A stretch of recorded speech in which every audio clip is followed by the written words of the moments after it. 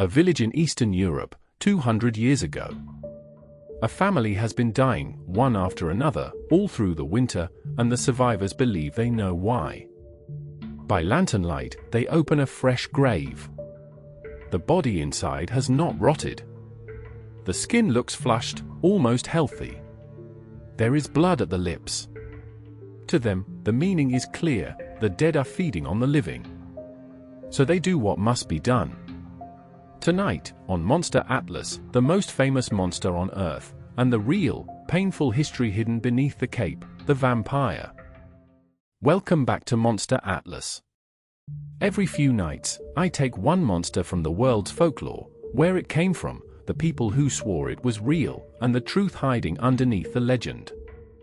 Tonight we leave the warm, dry nights of Latin America for the cold mist of Eastern Europe, and we open the atlas on the one monster everyone in the world already knows. But I promise you this, the real vampire is stranger, sadder, and far more human than the one in the films. Tonight, the vampire. When I say a vampire, you already see him. Pale, elegant, immortal, a nobleman in a black cloak, with fangs, and a castle. The word comes from the Slavic languages of Eastern Europe, and only entered English in the 1700s, surprisingly young, as monster words go. So the basic idea is, a dead person who comes back to drink blood? That's the heart of it. A corpse that will not stay dead, that rises at night to drink the blood of the living, and anyone it drains may rise as a vampire too. A death that spreads, like a contagion. Remember that word. And how did people keep one away? The garlic? The wooden stake? All the rules you half remember are genuinely old. Garlic. A stake of hawthorn through the heart. Scattering seeds, the vampire was compelled to count until dawn. And to that matter most tonight, it could not enter a home uninvited, and it could not cross running water. Hold on to that last one. And he always looks like the gentleman in the cape? The Dracula type? Here is the strange part. That elegant aristocrat is almost entirely an invention of books and films. The folklore vampire wasn't a slender nobleman, he was a peasant, and instead of gaunt, he was bloated. Swollen, ruddy and red, as though he'd just eaten an enormous meal. A fat, dark, common corpse. Bloated and red? That's the opposite of every vampire I've ever seen. Completely. And that single detail, why the real vampire was fat and red, not pale and thin, unravels the whole mystery. By the end, it tells us exactly what these people were really looking at in those graves. Belief in the restless, blood-drinking dead is ancient and almost everywhere.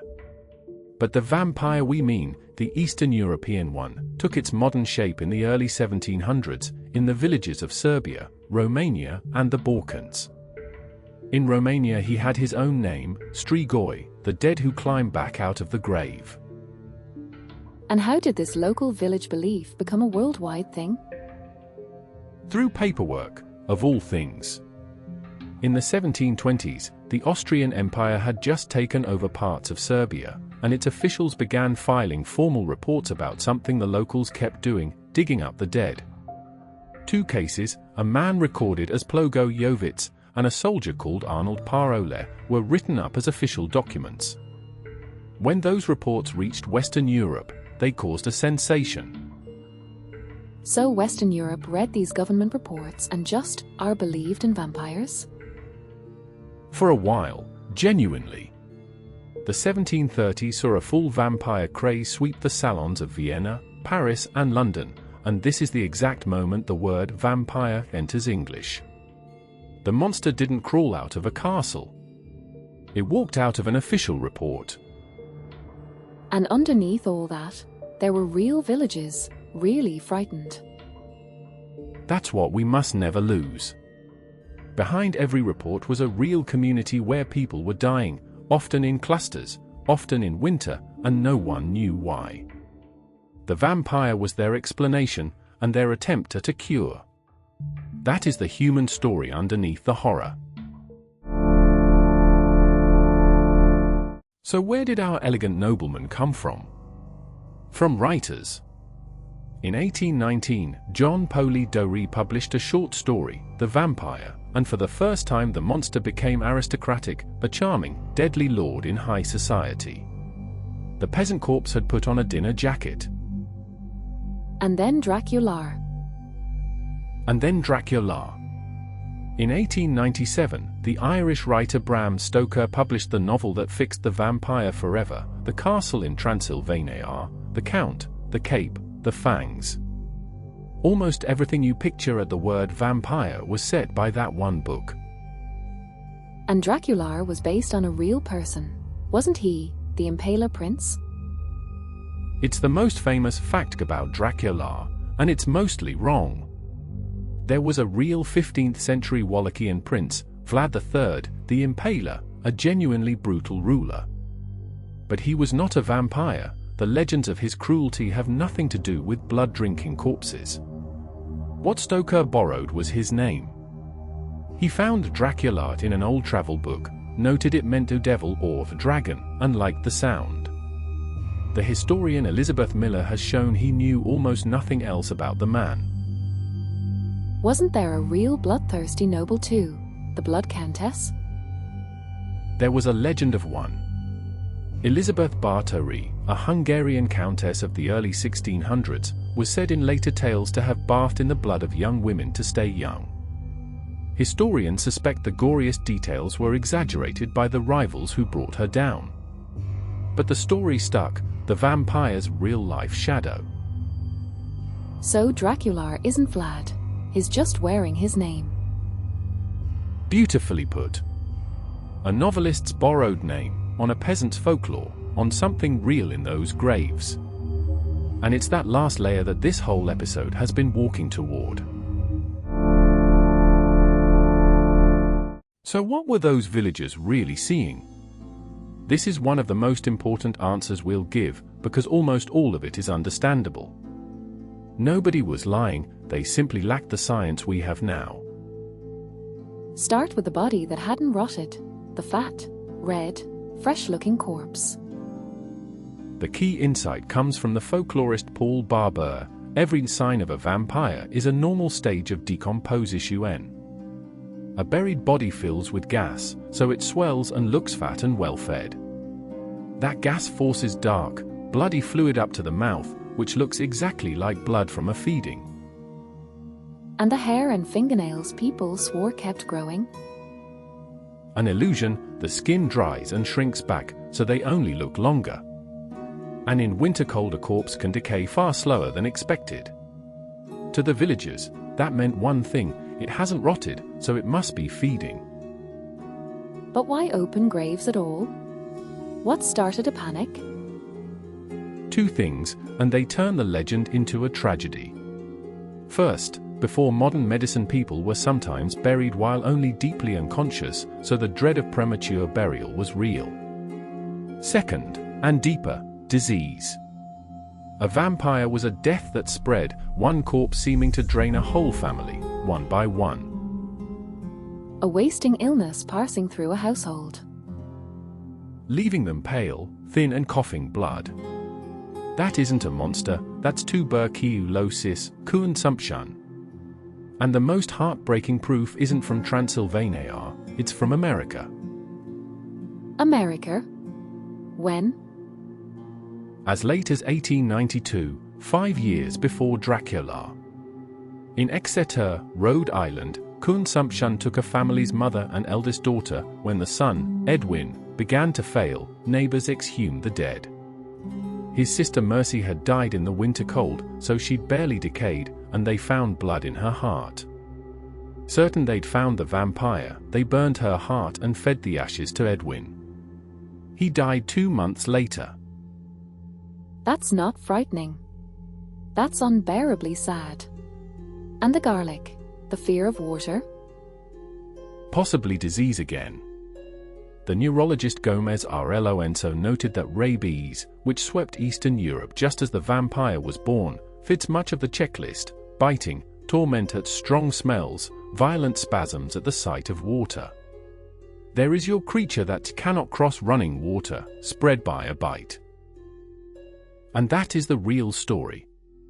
Not a villain in a cape, but grieving families facing invisible killers they couldn't name. The bloated corpse, the blood at the lips, the death that spread, all real. They just had the wrong explanation.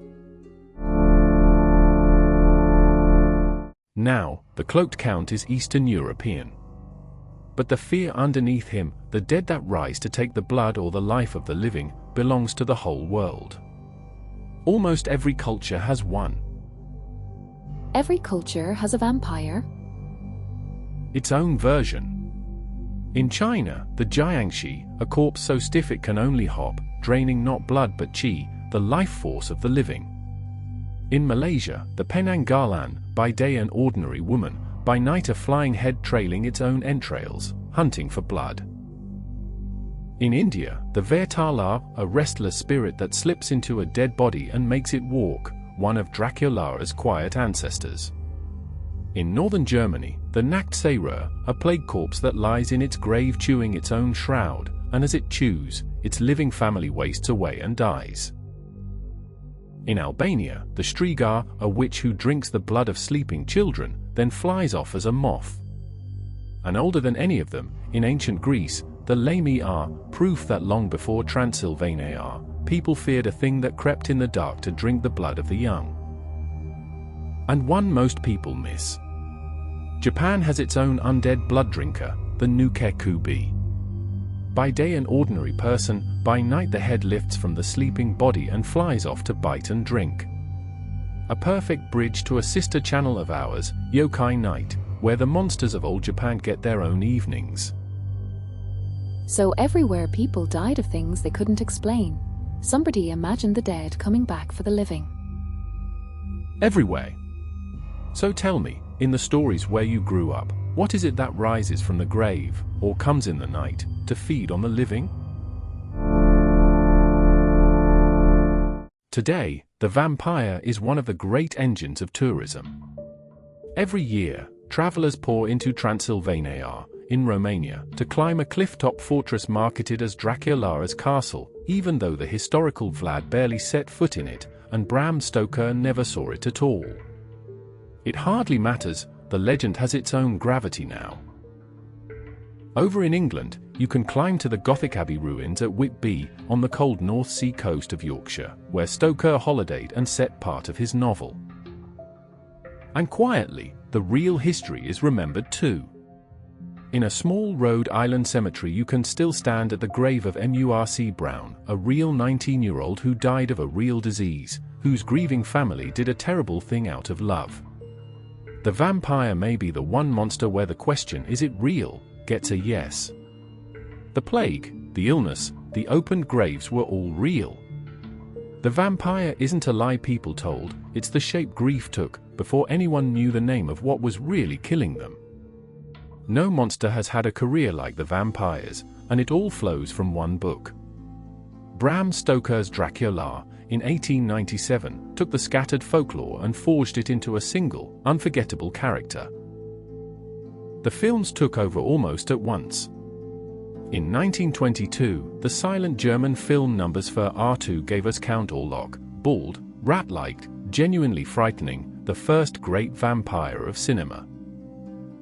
Then, in 1931, Bela Lugosi put on the cape for Universal and gave us the vampire we all still imitate, the accent, the bow, the burning stare. On television, Buffy the Vampire Slayer turned the legend into a high school battlefield. In games, Castlevania sent hero after hero up the stairs of Dracula's castle, and Symphony of the Night made its own hero the son of Dracula himself. Japan took to him completely. In Hellsing, the vampire becomes a weapon of the crown, Alucard, hunting his own kind. JoJo's Bizarre Adventure opens with Dio Brando rising as a vampire in Victorian England. And Blood Plus follows a lone girl whose blood the creatures fear, a Balkan corpse remade as a Japanese hero and villain. And somewhere along the way, he stopped being scary at all. In What We Do in the Shadows, vampires are hopeless flatmates arguing about the washing up, the dread corpse of the Balkans, 400 years on, doing the chores. If you enjoy a whole country building its imagination around its monsters, that is exactly what our sister channel, Yokai Night, is for. That was The Vampire, or a bloated corpse, a borrowed name, a novelist's castle, and underneath it all, a real and heartbreaking history of plague and grief. We started with the most famous monster on Earth, and we found, in the end, not a villain at all, but frightened families doing their best against a killer they could not see. That, to me, is the whole point of this atlas. If you enjoyed this, do subscribe, a new monster from somewhere new, every few nights. And if you'd like the same kind of evening, but in old Japan, it's ghosts, it's demons, its own restless dead, that's our sister channel, Yokai Night.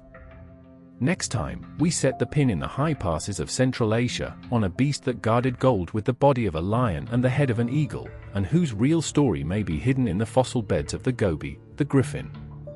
Until then, mind what comes in the dark.